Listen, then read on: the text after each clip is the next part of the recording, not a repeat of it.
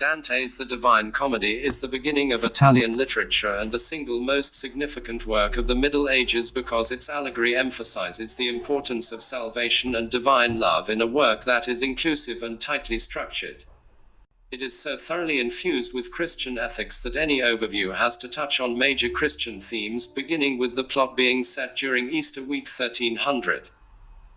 The work is a complex narrative with many allusions to biblical stories, classical myths, history, and contemporary politics. However, the plot's symbolism provides clarity in that it celebrates the ideal of universalism, where everything has its place in God's world, and its ultimate goal of salvation triumphs over the contemporary reality of the power struggle between worldly and religious leaders. The structure of the entire work, as well as of its parts, is symbolic of the story it tells, as the use of numbers shows. The number 3, symbolic of the Trinity, God as the Father, the Son, and the Holy Ghost, and the number 10, the perfect number, 3 times 3 plus 1, are the most conspicuous examples. The Divine Comedy has 3 cantiche, or parts, hell, purgatory, and heaven. Each cantica has 33 cantos, or songs, with the exception of the first cantica, which has 34 cantos, adding up to a total of 100, the perfect number squared 10 times 10. Each canto is written in terza rima, that is, in tercets rhyme in an interlocking manner.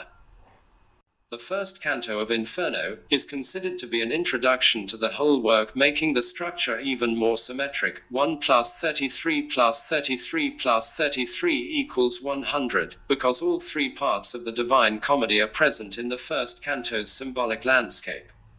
Dante finds himself lost in a dark forest.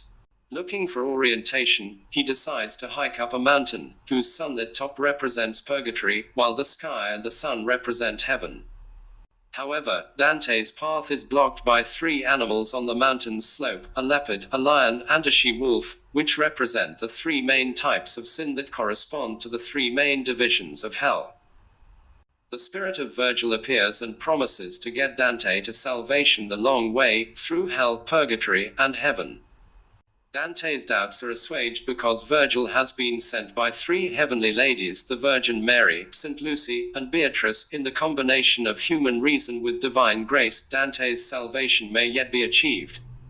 After they enter hell in the 3rd canto, Dante learns through conversations with Virgil and individual souls that each sin is punished according to its severity, systematically going from the lighter sins of incontinence, giving into one's desires, to the more severe sins of violence, actively willing evil, and fraud, adding malice.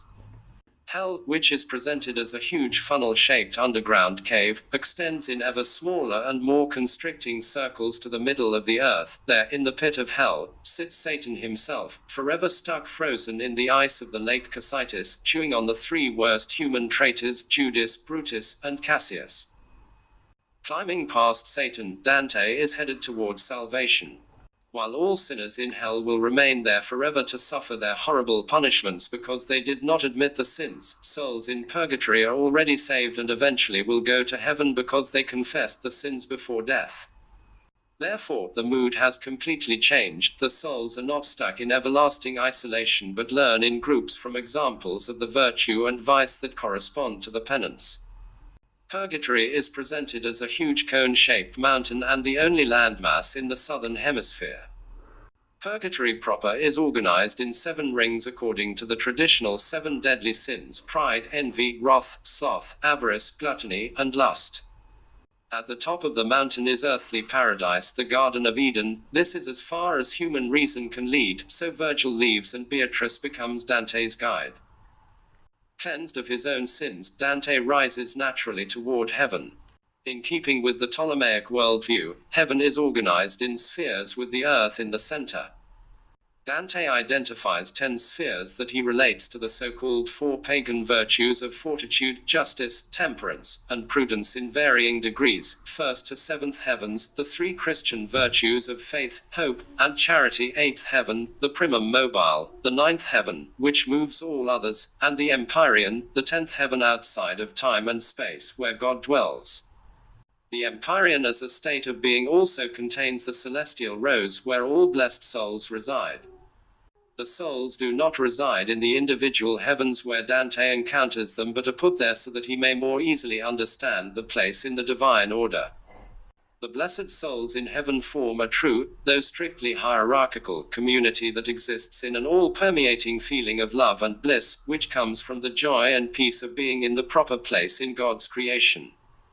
Dante evokes in images of light what lies beyond human experience, such as the radiance of the blessed souls and Dante's vision of God.